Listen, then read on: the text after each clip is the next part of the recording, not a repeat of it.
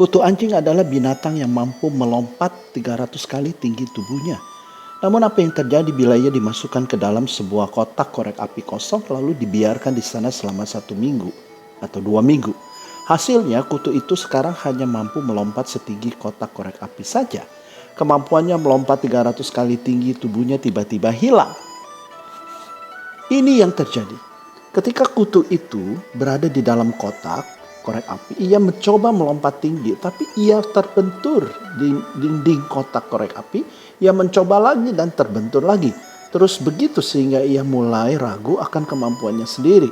Ia mulai berpikir, sepertinya kemampuan saya melompat memang hanya segini. Kemudian loncatannya disesuaikan dengan tinggi kotak korek api itu. Aman, dia tidak membentur. Saat itulah dia menjadi sangat yakin. Nah, benar kan? Kemampuannya saya memang cuma segini. Inilah saya. Ketika kutu itu sudah dikeluarkan dari kotak korek api, dia masih terus merasa bahwa batas kemampuan lompatnya hanya setinggi kotak korek api. Sang kutu pun hidup seperti itu hingga akhir hayat. Kemampuan yang sesungguhnya tidak tampak. Kehidupannya telah dibatasi oleh lingkungannya. Sesungguhnya di dalam kehidupan kita juga banyak kotak korek api. Misalnya Anda memiliki atasan yang tidak memiliki kepemimpinan memadai. Dia tipe orang yang selalu takut tersaingi bawahannya, sehingga dia sengaja menghambat perkembangan karir Anda. Ketika Anda mencoba melompat tinggi, dia tidak pernah memuji, bahkan justru tersinggung. Dia adalah contoh kotak korek api yang bisa menggerdilkan Anda.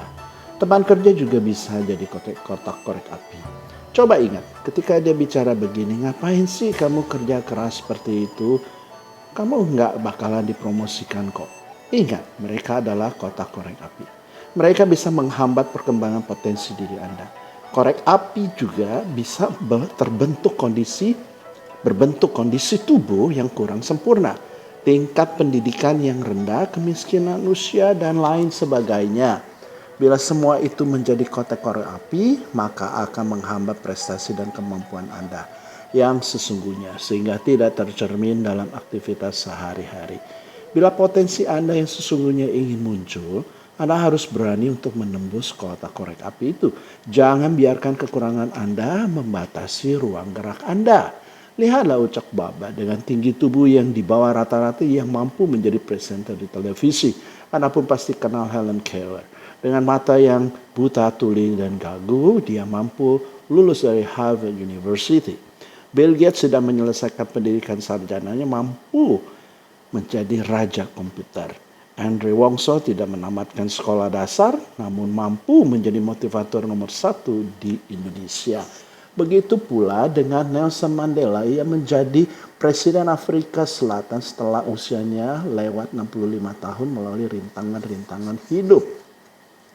Kolonel Sanders sukses membangun jaringan restoran fast food ketika usianya sudah lebih dari 62 tahun.